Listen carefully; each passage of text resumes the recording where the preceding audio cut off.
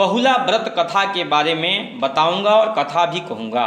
बहुला व्रत में आप गो पूजन करेंगे, गणेश पूजन करेंगे और रात्रि में अर्घ्य भी देंगे, चंद्रमा को अर्घ्य देना है। बहुला व्रत की कथा है कि बहुला चतुर्थी व्रत से संबंधित एक बड़ी ही रोचक तथा कथा प्रचलित है। जब भगवान विष्णु का कृष्ण रूप में अवतार हुआ, द्वापर युग में जब भगवान विष्णु का कृष्ण रूप में जब अवतार हुआ, तब उनकी लीला में शामिल होने के लिए देवी देवताओं ने भी गोपी गोपियों का रूप लेकर अवतार लिया। कामधेनु नाम की गाय के मन में भी कृष्ण की सेवा का विचार आया और अपने अंश से बहुला नाम की गाय बनकर नंद बाबा की गौशाला में आ गई।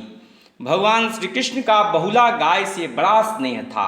एक बार श्री कृष्ण के मन में बहुला की परीक्षा लेने का विचार आया।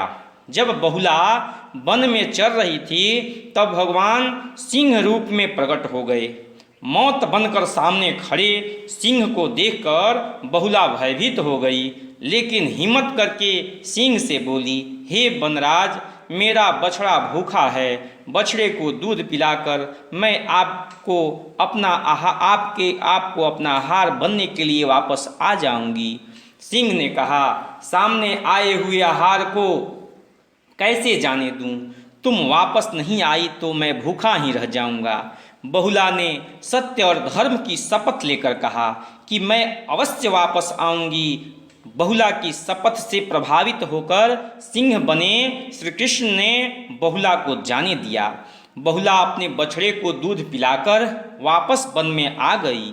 बहुला की सत्य निष्ठा देखकर श्री कृष्ण अत्यंत प्रसन्न हुए और अपने वास्तविक रूप में आकर कहा कि हे बहुला, तुम परीक्षा में सफल हुई। अब से भाद्रपद चतुर्थी के दिन गौ माता के रूप में तुम्हारी पूजा होगी।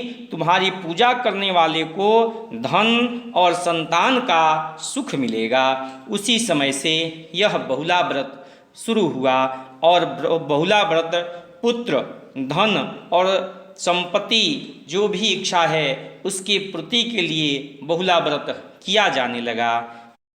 तो ये रहा बहुला व्रत कथा।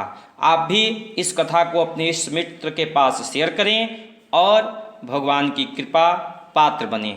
आपका बहुत बहुत धन्यवाद। जय श्री गणेश, जय बहुला भगवान।